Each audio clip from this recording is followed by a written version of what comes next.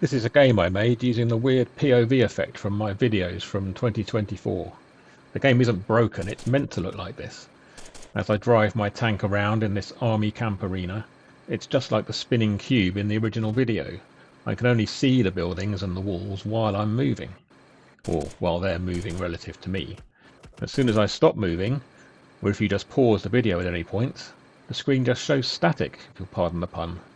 As long as I'm not moving, I can only see things that are moving relative to me, like the radar dish in the middle here, or other players' tanks when they move around. When my original video on this effect went a bit viral in early 2024, one of the most common comments was to use the effect in a game, and this kind of Battlezone style game was the first thing that came to my mind. It's a very simple online multiplayer game, but with this unusual game dynamic, where another player can be right in front of you, but you can't see them unless they move. Or you can see them if you move, but then they can see you too. So I really wanted to try my hand at developing the basic graphics engine that I had into a playable game. And now here it is, over 2 years later. You can download it and play it for yourself and get some friends to join you. This is the link to follow, and it's also in the description below. I've called the game T-Rex Battle Tank. It's for Windows only, and it's just a simple exe file to download. There's no installation. Use the arrow keys to move around and space to fire.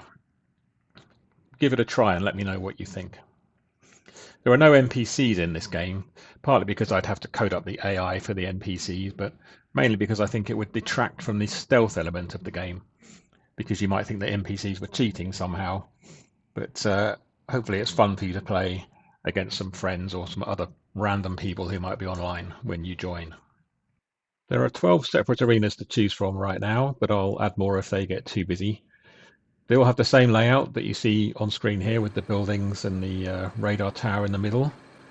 Once you join an arena, you'll see the IDs of the 3 closest players in the center of the panel at the bottom of the screen there with the distance to each one. So that helps you to judge whether you're getting closer to each one as you move around. But just be careful, because every time you move around, all the other players can see you, and you can't see them unless they move. So it's a bit of a strategy game there.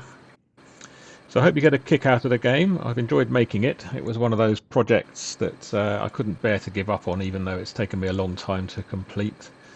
I've learned a little bit about game programming on modern computers, at least, having not written a game since the 1980s. It was fun to do everything from scratch, but I think I will take the time to learn a proper game engine if I do this again.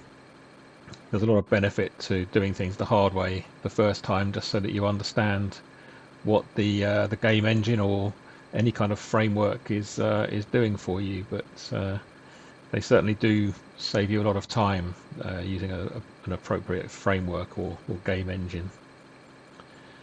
But yeah, have fun with the game. Please drop a comment. Let me know what you think of it and what you'd like to see changed, if anything. Otherwise, my name's Chris Long, and I'll see you next time. Thanks for watching.